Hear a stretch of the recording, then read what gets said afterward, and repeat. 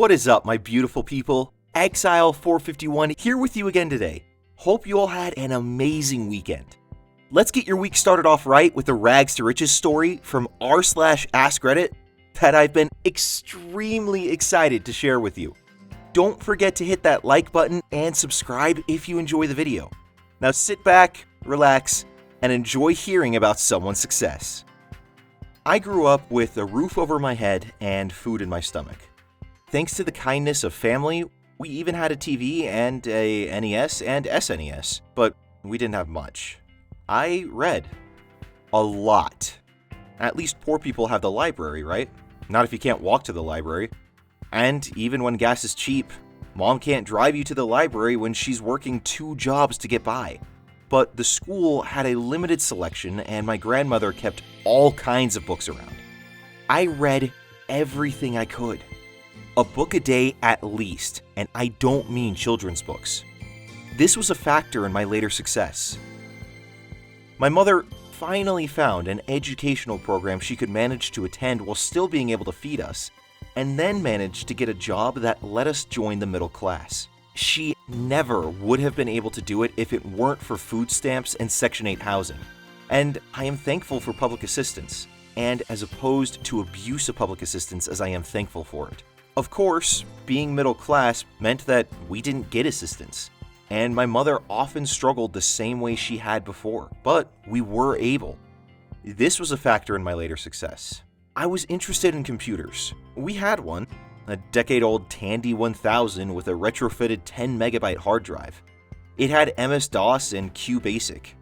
There were no books on BASIC I could find that really explained how to do anything other than print and go to, nor anything else useful that would run on the Tandy. But every day I tried to find out something about that computer that I didn't know before. Much later, my grandmother loaned me her near-new Pentium-packing Packard Bell for several months. After she had to take it back, I acquired an ancient 2600 BPS modem and attempted to get the Tandy on the internet with information that I would acquire on the weekends when I could research on someone else's web-connected computer. Eventually, a friend invited me to a computer scrap auction, and my mother was fortunate enough to have $50 I could spend on it. Between that mountain of scrap and a busted 386 I inherited, I built a 486 and was finally on the internet. When that finally started giving out, my mother scrimped and saved to get $300 all at the same time, and I found one of the last companies that sold parts cash on delivery. I built an overclocked Celera, back when it was easy, still half full of parts from the old 386. When I came of age and had a job, that computer followed. This whole tangled, meandering process was a factor in my later success. I had to learn and to fight for knowledge and opportunity to make it happen. And I made it happen, just so I could learn more. I quit high school early to enroll in college, where most weekdays I lugged my computer the quarter mile from my dorm to the computer lab just to be able to plug it into the network. Unfortunately, my second and third semesters, I was plagued by insomnia, sleeping an average of 2 to 3 hours a night. I eventually lost the ability to keep up with my classes, I lost my scholarship, and was forced to drop out. My first job was stocking groceries. I worked there for 3 weeks, then used the money to move to a better area when my father invited me there. My second job was telemarketing. Don't judge me, I thought I was getting a customer service job. And I took my first paycheck, also my next to last paycheck from that nightmare, to Best Buy so I could buy network cables and a switch, which I needed to learn computer networking. I put Linux on my dad's old Pentium 133 and turned it into a firewall and web server. My dad was ticked that I blew my first paycheck on something I didn't need, and I do not blame him a bit for feeling that way. I definitely took advantage of his support to allow me to do it, but I used that to teach myself something that would come in handy in the near future. This was a factor in my later success. All of those years working with computers had left me with a pretty good typing speed. I estimated that I could type at least at 40 words per minute. I found out later it was actually 3 times that. So I put that on my resume and hit the hiring agencies. I immediately got a job doing data entry, and when that went south, I hit the hiring agencies again. After a short but tense period of unemployment, I was employed again as technical support at an ISP. All the things I devoted myself to learning helped me to pass the skill exam, and my consistent politeness put me ahead of the other candidates. To be honest, I'm not the most motivated worker, but I am a motivated learner, and I will take ownership of a problem and take the results personally. The admin was a few years ahead of me in knowledge, and I picked up everything I could. When he left, I took his place. I committed myself to learning and improving myself wherever I was, and that took me to continually higher places. This was a factor in my later success.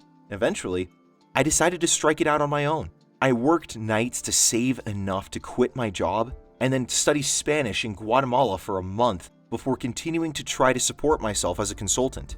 It failed miserably, starting from when my client's lack of payment left me with $2 in my pocket and busted shoes walking cobblestone streets in Antigua.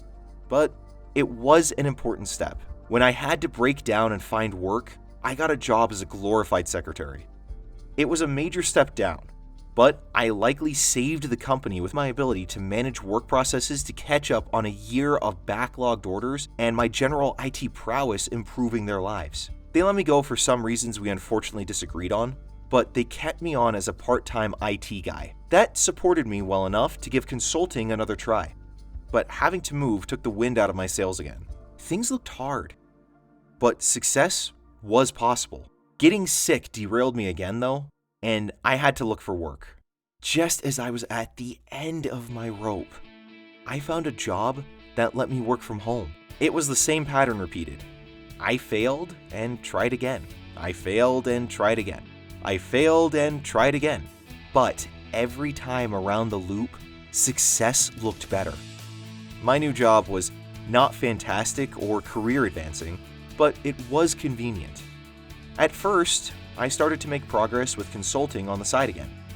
But the job changed, and as the stress of it rose, it became all I could do. I hardly had the energy to feed myself. I knew that I couldn't keep it up. I had a decent income, but surgery had emptied my savings, and I knew that my job was about to make me so physically ill that I would lose it. I had to find something else, but I couldn't afford to quit first, and I was drained of any ability to effectively search for work. And then I got the call. A recruiter had spotted my resume on Monster.com.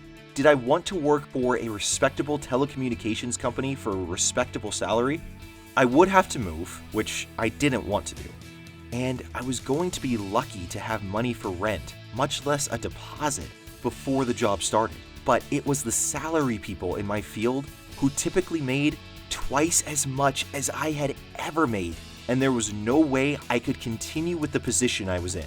I basically had no choice but to take this great opportunity, even if it meant sleeping in my car for a few weeks.